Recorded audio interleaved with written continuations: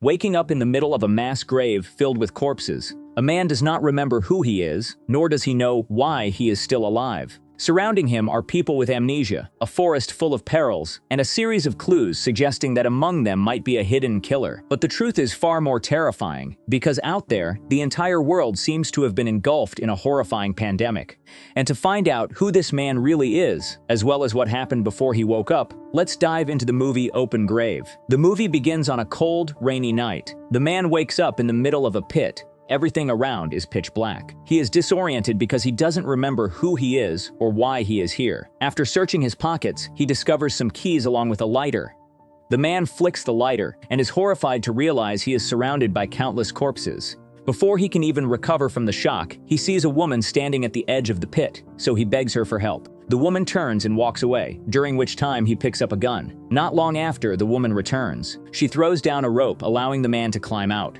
The sky is now pouring rain, accompanied by booming thunder and lightning. He gropes his way through the dark night and finds a brightly lit house not far away. He approaches and notices a group of people inside. The man cautiously opens the door and steps in, firmly gripping the handgun he found earlier. Spotting an intruder, one of them immediately points a shotgun at him.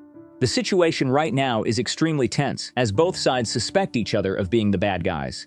The others want to know the man's identity. However, he says that he doesn't remember anything at all. He also recognizes the short-haired woman from earlier and says that she was the one who rescued him. Suddenly, everyone's attention is drawn to the agonizing screams of a guy lying on the floor. The man wants to know who he is and why he ended up in this state. However, the blonde girl admits that no one here remembers anything either. Suddenly, the remaining person in the group takes out some ID cards they just found. Based on those, they learn his name is Michael. The blonde girl is named Sharon, while the guy lying on the floor earlier is Nathan. The one holding the shotgun is named Lucas. As for the identities of the man and the woman who saved him, they remain a mystery because no ID cards were found. To make it easier to address each other, the man says that his name is probably John. At this moment, the short-haired woman is writing something on a piece of paper, but because it's in Chinese, John and the rest cannot understand it. Assuming she knows something, John continuously interrogates her. However, she says nothing and appears extremely terrified. Seeing this, the others quickly intervene and explain that she is mute and also doesn't understand English. Suddenly, Lucas says that something is wrong. While they all woke up together, John woke up among a pile of corpses. With that evidence, Lucas declares that John is an untrustworthy person. Even so, both sides temporarily set aside their hostility and decide to go explore the house. They find a room fully stocked with food. However, what catches John's attention is a calendar attached to a cabinet. On it, the 18th is circled, indicating that it is a special day. John immediately asks the Chinese woman, and she confirms she was the one who marked it. John wants to know what that means, and she tries to explain with gestures, but due to the language barrier, John and the others still cannot understand. On this side, Michael unexpectedly finds a cabinet completely filled with firearms and ammunition, and immediately informs everyone. Based on how skillfully Michael cocks a gun, Nathan guesses that he might have been a police officer. John suggests that everyone arm themselves and then patrol the surroundings together. However, Lucas disagrees because it is already late. Instead, they will set out the next morning. A moment later, while John is treating a wound on his hand, he hears a commotion outside. The others inform him that the Chinese woman has headed into the forest alone. Immediately, John and two others track her trail. At this moment, fragments of John's memories suddenly come rushing back. It's a scene of him dragging corpses through the forest. This makes John extremely confused, fearing that he might actually be a bad guy just like Lucas suspected. Suddenly, Sharon screams in terror upon discovering the corpse of a man tied to a tree trunk. Lucas also finds a similar corpse not far away. It seems that something very dark is happening here. Suppressing their fear, the group continues deeper into the forest. Finally, they find an old wooden cabin. Here, they see the Chinese woman feeding a strange woman. This person does not seem normal. Her hands are tied. As soon as she sees John, the strange woman seems to go insane, cursing non-stop and frantically lunging forward to attack him. It seems that John must have done something in the past to make her hate him this much. Left with no other choice, John has to use the butt of his gun to knock the woman unconscious, much to the dismay of the others. Returning to the house, Nathan confides in John that he feels they used to know each other from before. However, John doesn't pay much attention, as he is busy trying to break open the door to a mysterious room. Nathan thinks this is useless because the door is heavily reinforced and cannot be opened by brute force. Nathan also advises John to set it aside for tomorrow morning, because right now, everyone has already gone to sleep. The next morning, the group decides to go explore the surroundings and look for help. Meanwhile, Michael and the Chinese woman will stay behind to guard the house. Michael appears displeased, arguing that he should get to go along since he is a good marksman. To prove it, he tosses an object into the air and easily shoots it down. Even so, Lucas still demands that Michael stay home and fulfill his duty well. After John and the others leave, Michael constantly complains to the Chinese about why everyone always ignores him. He also wonders about the relationship between the two of them because there is always a strangely close feeling between them. Suddenly, they both hear someone's voice echoing from the forest. Immediately, Michael tells the Chinese woman to hide inside the house and lock the door tightly. Meanwhile, he will go check on what's happening. Following the direction of the sound, Michael finds a man trapped in a barbed wire fence. He is screaming in agony and relentlessly begging for help. However, as Michael is trying to help him, the man strangles him and finishes him off with a sharp stick.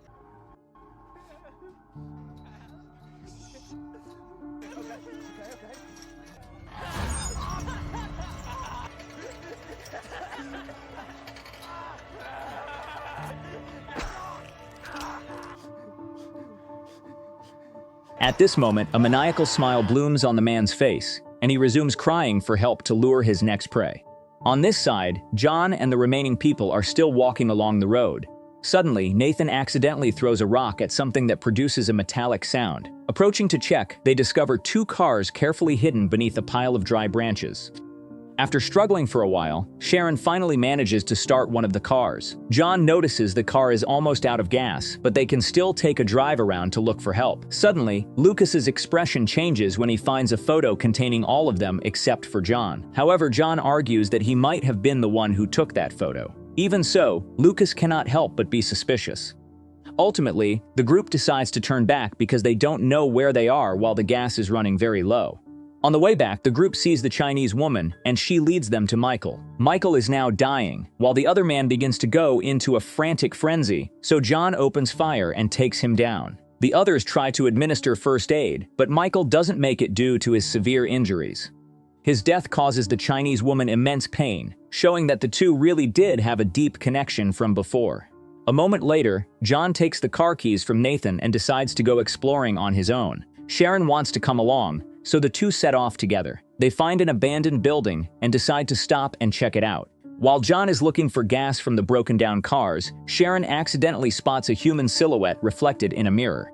Following the trail, they find a nearby shelter and realize a child is hiding inside. However, they cannot get close because the door is locked. John wants to know whether the child recognizes him or Sharon. The child reveals that John's real name is Jonah and acts like it doesn't want to see him, demanding that he leave at once.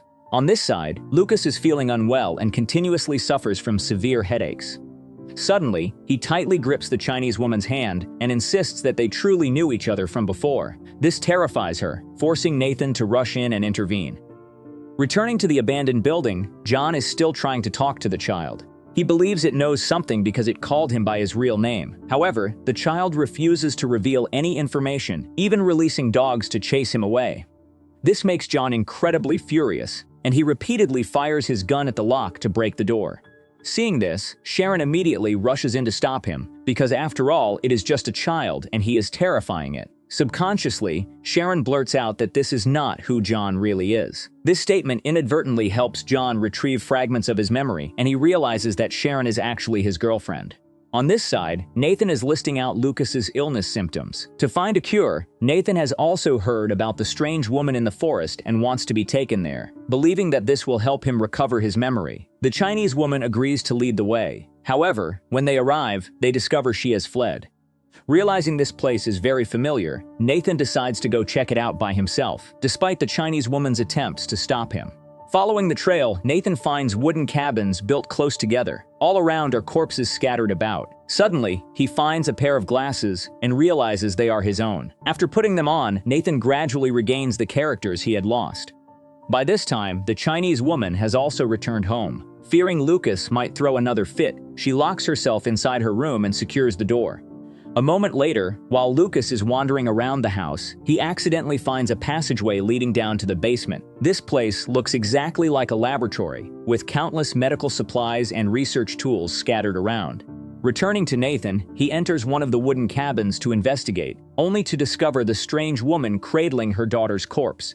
At this moment, Nathan has remembered everything and realizes who the two of them are. However, as he steps forward to help, the woman suddenly goes into a frenzy and frantically lunges at him in attack.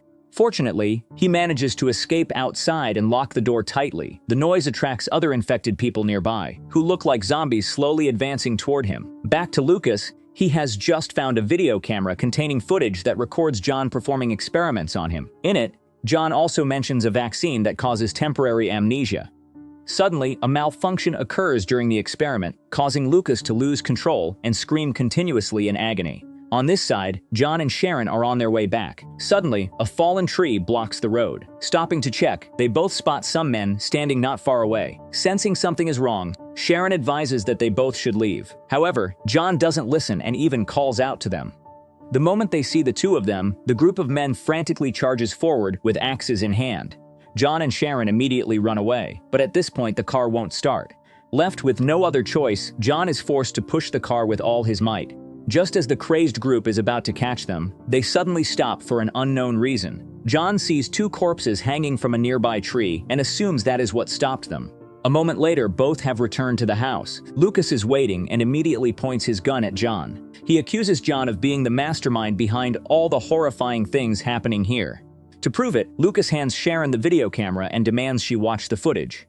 He also points out the scar on her hand, showing that she too underwent a similar experimental process. Sharon is extremely shocked after finishing the video. Meanwhile, before John even has a chance to explain, he is knocked unconscious by Lucas. Lucas ties his hands, then drags him to the edge of the corpse-filled pit. After forcing John to face his victims, he mercilessly throws John into the pit and turns to leave. John notices a tattoo on one of the corpses that looks very familiar, indicating they knew each other from before. Returning to the house, Lucas demands Sharon hand over the car keys and says they should leave this place. Sharon notices that he is not feeling well and advises him to rest. Seeing that Lucas is about to have another fit, the Chinese woman panics and runs away, but is caught by him shortly after. Luckily, Sharon fires a warning shot just in time, making him give up his intention and walk away in frustration. A while later, the Chinese woman finds her way to the pit and once again helps John climb out. He asks her to return home, while he himself will go see the child at the abandoned building. Upon arriving, John realizes the door has been broken down and no one is inside. In the room, he finds a map. It helps him remember that a few days ago he gave a man a box, asking him to deliver it to a certain location. However, the fragmented memory leaves John unable to remember what happened next. On this side, Sharon accidentally finds a book containing notes she wrote to John with her own hands. This helps her recover all of her lost memories. Back to John, he stumbles upon a group of people scavenging items from an abandoned car on the side of the road. He recognizes the child from earlier and tries to approach to talk.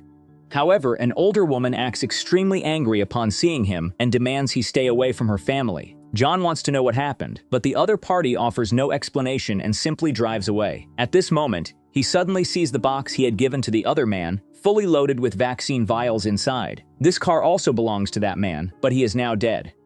John finds a map inside the car marking a route, along with an intimate photo of him and Sharon, confirming that the two are indeed lovers. Suddenly, he sees a car speeding straight toward him. The driver is none other than Lucas, and his condition is worsening by the day. John says that he has remembered everything and wants to inject the vaccine to save him. However, Lucas is no longer lucid at this point and attempts to attack John. In an effort to defend himself, John has to strike back with a rock he picked up. The blow accidentally helps Lucas regain his memory. He faintly thanks John for what he has done, then breathes his last breath due to his severe injuries. It turns out John is a doctor striving to fight a dangerous epidemic that turns humans into bloodthirsty zombies. Sharon and the others are the medical team supporting John's research. After some time, he successfully formulated a vaccine sample and intended to hand it over to the military. However, the medicine never reached its destination because the delivery man was killed by the infected. Going back to a few days ago, John and his friends were celebrating their success when an infected person unexpectedly barged in to attack. Luckily, John managed to take him down in time so no one was hurt. However, he still blamed Nathan for not locking the cell door carefully, putting the whole group in danger. Nathan insisted it was not his fault, and the two got into an argument. A moment later, while John was off disposing of the corpse, Sharon announced over the radio that the patients had escaped and the situation was incredibly chaotic. John told her to gather everyone and inject themselves with the vaccine. Although the vaccine was still in the experimental phase, John was suddenly charged and attacked by an infected person, causing him to tumble down into the pit. As a result, he passed out and lost his memory. Back in the present, Nathan has returned home and reunited with Sharon. By now, both have fully recovered their memories. The infected have also followed him here and are frantically breaking down the door. The two try to fire back to defend themselves, but the enemies keep coming in greater numbers. Fearing they might not survive, Sharon leaves behind some messages just in case they still haven't remembered. In them, she emphasizes that the Chinese woman is the key to ending this nightmare because her blood is completely immune to the virus. The next morning, the two are awakened by the sound of a helicopter. Seeing the horde of zombies being gunned down one by one, Nathan is extremely overjoyed, realizing that today is the 18th, the day the military arrives to rescue them. Without a hint of hesitation, he steps outside to welcome the soldiers. However, he soon realizes their true purpose in coming here is to wipe out all traces of the epidemic, not to save the survivors. At this moment, John has also just arrived and painfully witnesses Nathan being shot down by the soldiers. A moment later, he reunites with Sharon, and both quickly hide from the sweep. While on the run, Sharon is unexpectedly bitten by an infected person, leaving her severely injured. Left with no other choice, John has to take her to the corpse pit. They decide to inject the vaccine to fake their deaths in order to deceive the soldiers. Knowing that they will lose their memories again upon waking up, Sharon hands him the paper she wrote earlier. Because her wound is too severe, she breathes her last breath in his arm. After slaughtering all the survivors, the soldiers throw their bodies into the pit and then leave. Not knowing how much time has passed, John wakes up and remembers absolutely nothing. He also completely forgets about the paper Sharon had handed him earlier. Once again, the Chinese woman pulls him out of the pit. The two walk toward the unknown, and striking their eyes is a sea of corpses of the infected. Today's story ends here. Make sure to subscribe and turn on notifications so you can watch more videos like this. Thanks for watching.